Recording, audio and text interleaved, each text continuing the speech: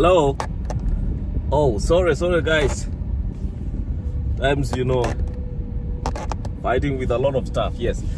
Hello, thank you so much guys. It's another good time that we gonna meet again on this YouTube, on this tube. On this tube of you. And thank you so much. It's great. It's been nice. It's another beautiful day. Beautiful night is here.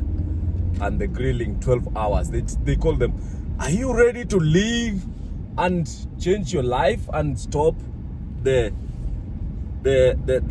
grilling temperatures of the winter and the grilling 12-hour shift of registered nursing? Are you ready to leave?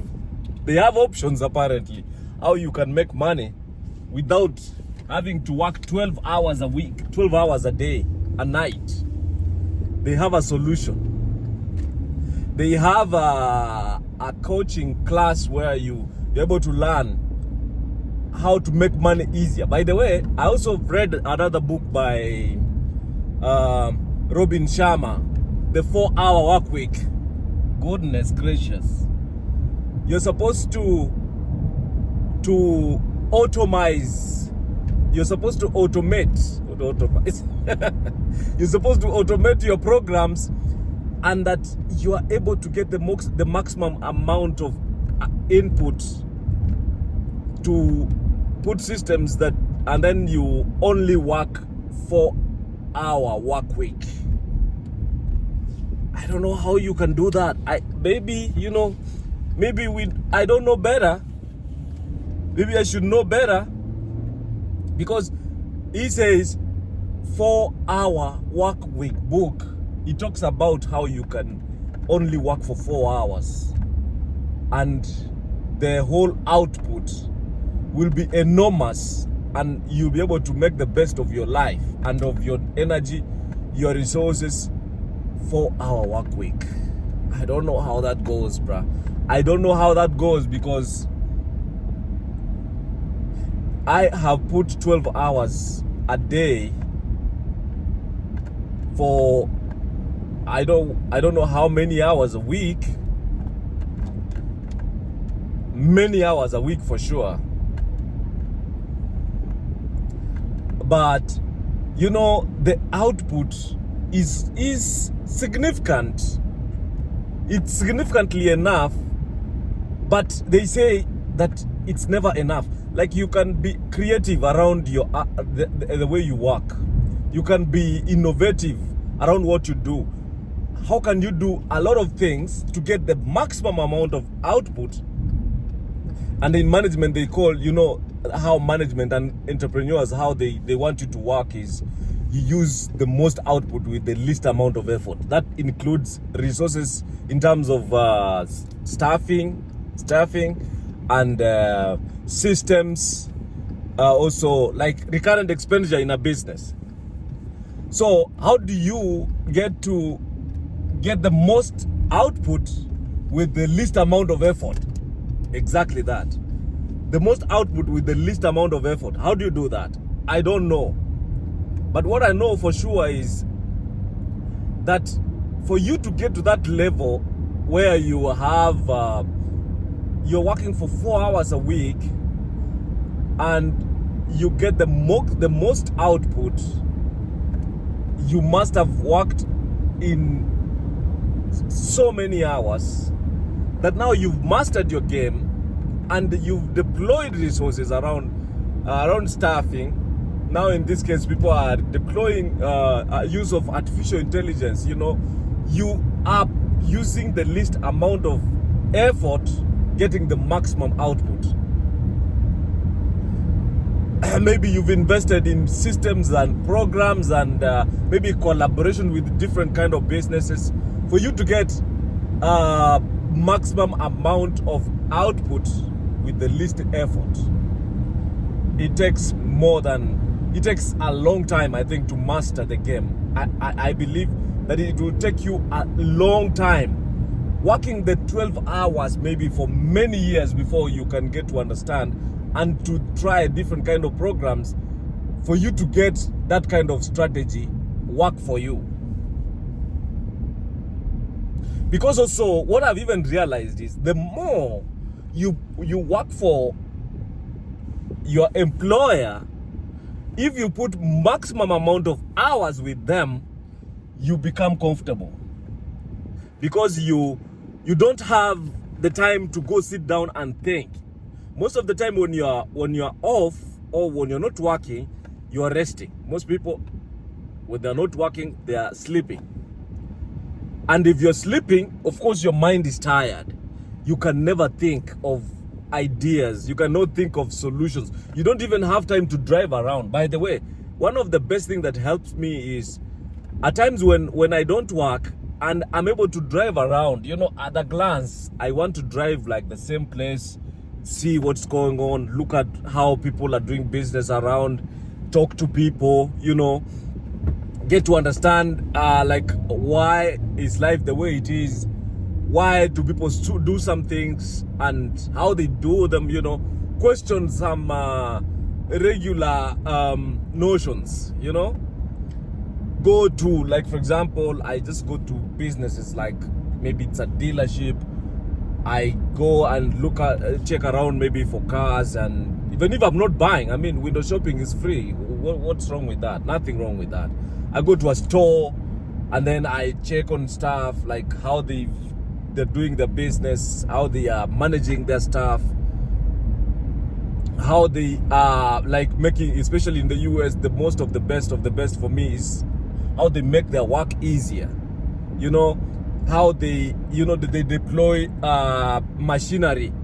Like a friend of mine was doing a small landscaping project in his house, and he is buying a $15,000 tractor to help try to maybe level the gravel in the yard, and also like lift blocks, landscaping blocks, you know, such kind of machinery and infrastructure for you to use the least amount of effort to get the maximum output, you know.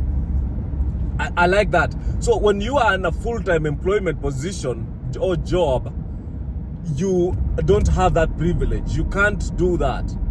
You can't, you're not able to go out and find and see how systems work, how people do their jobs, because out of that is where you get creativity. You need to create, to like find out solutions. You look at the things that people are struggling with or struggling to do. That's how now you find a solution for those kind of problems. And the more solutions you find, the more problems you solve, for lack of a better word, by the way. The more problems you solve, that's how you get resources. That's how you get rewarded. That's how you get paid.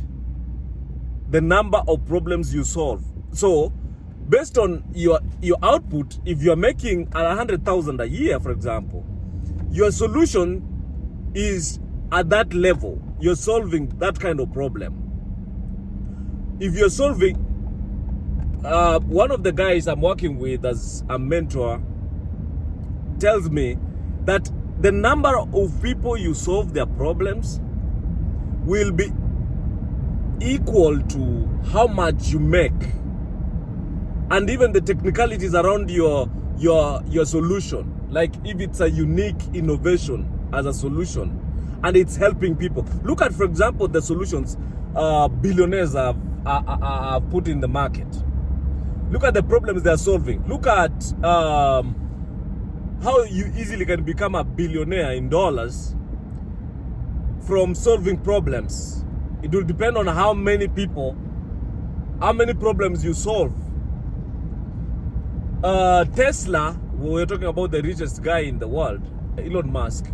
He's solving, he's selling cars, and he has multiple businesses he does. So based on the solutions, look at the Tesla cars, you know, the uniqueness with renewable energy usability, you know. Look at how people are fighting to buy Tesla cars. Every day, all the time when I drive with my kids and they see a Cybertruck. I don't know, you know how it's been marketed. It's like, it's fancy, you know, it looks good. People like it. It's ugly, but people like it. It's so ugly. Man, that thing is, how does a Cybertruck beat a Tundra, for example, Toyota Tundra? How does that Cybertruck beat a Ram truck, a Ford FT150, 250, 350, 550? Nice truck, serving the purpose. You have a house, you have a cabin to carry or pull your stuff, you know. But the Tesla, I don't know what's good about that, but you see, people like it. People are buying the Cybertruck as a good thing. So it's a solution fronted by people who know what people need. Like, I hate it, but you know, people used to. It was a unique model, and people are buying. Looks different, and it's. I mean, it's you can see it easily. You can identify it from the conventional body shape from the other regular pickup trucks, you know. So it's solving those kind of problems. Look at Facebook. Wow, everyone is on Facebook, and they are. It started as a family connection platform where people share experiences. Now, man, it's a whole marketing platform where everyone, you know, like TikTok, yes, Twitter. Now, you know, the value, you know, people are going to Facebook to pass time, you know, to keep themselves busy, to entertain themselves. There's a lot of comedy and entertainment on Facebook. There are people singing songs, you know, documenting good documentaries and nice motivational videos, and people are putting such kind of content out here, and that's a solution. You know, how long can you stay in a day without checking on social media? You know, that's a need. You need to be disconnected from your own depression and your own world to get to connect and see what other people are doing. Like now, we even check on social media for news, by the way. You know, the conventional TV and radio.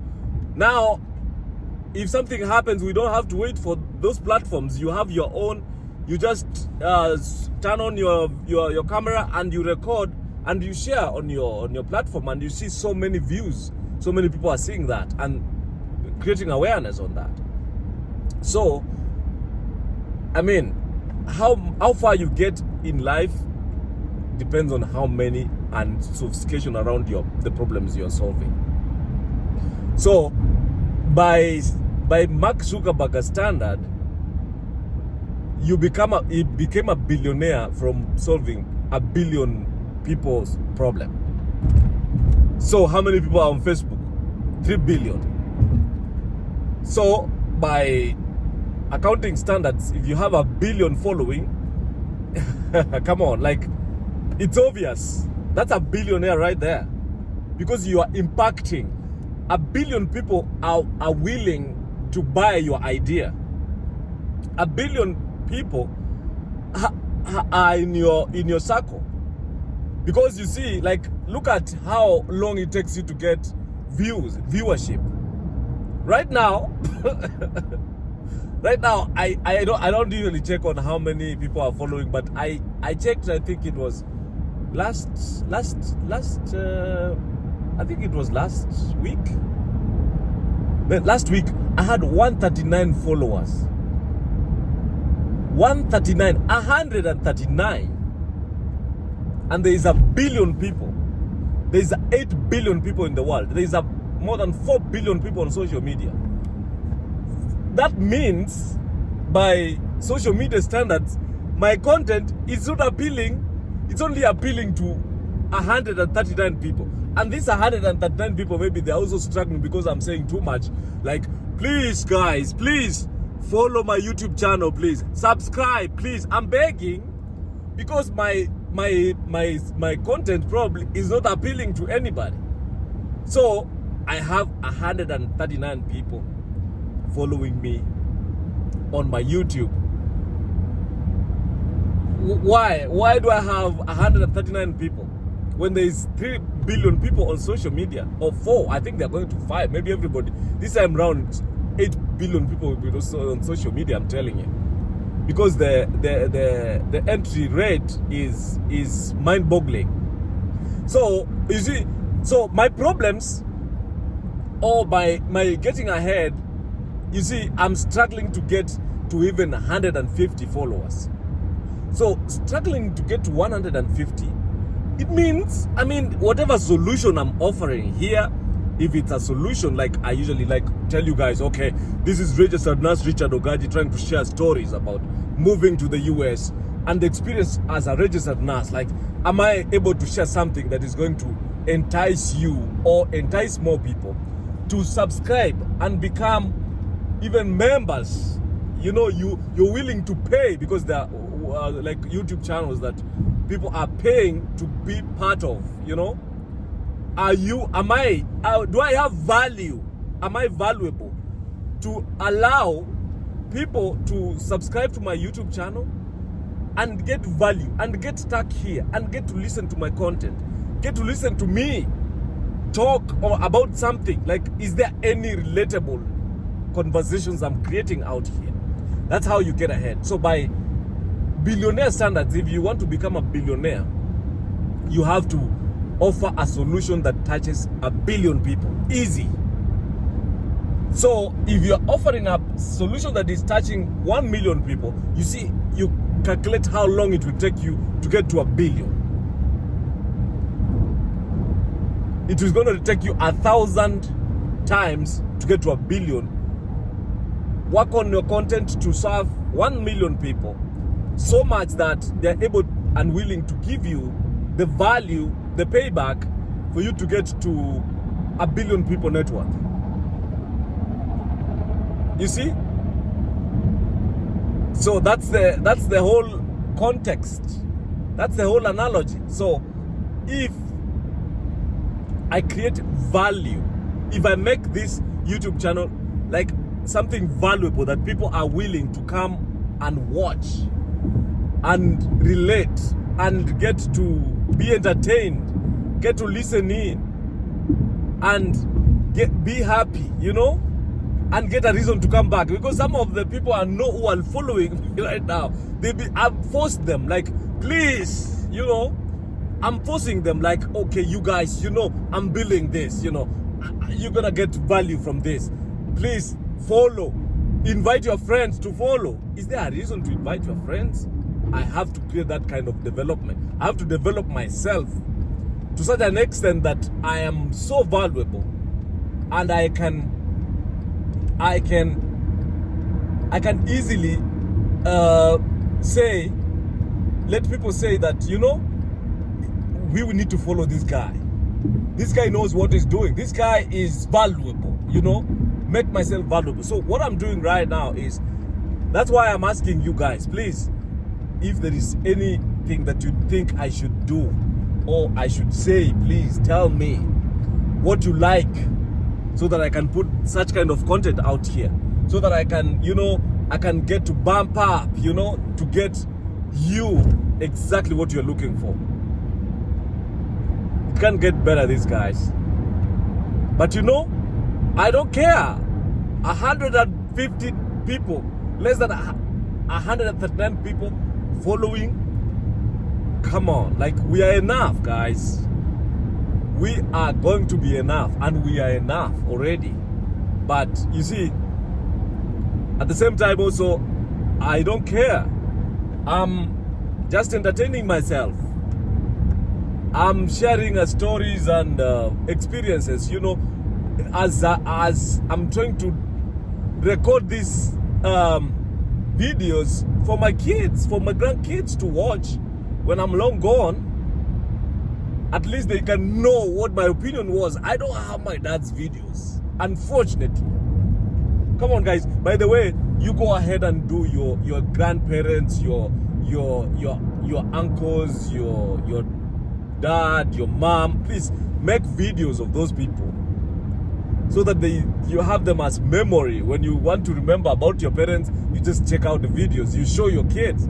This is why your like my kids didn't have the privilege of meeting their grandparents. My dad, they only met my mom, my mother-in-law. That's, you know, when you have those videos, keep them. Keep the videos, please. I mean, keep them safe. Put them in the cloud, pay, so that when you go back after 10 years, you see them. You see your kin. That's exactly what I'm doing. I'm putting this video out here for my memories, for my kids' memories, and they are going to be on this platform forever. They're going to be here forever, guys. You know, I don't have to monetize them. How interesting can this get, guys? Thank you so much. God bless you. I have to go now. Bye-bye.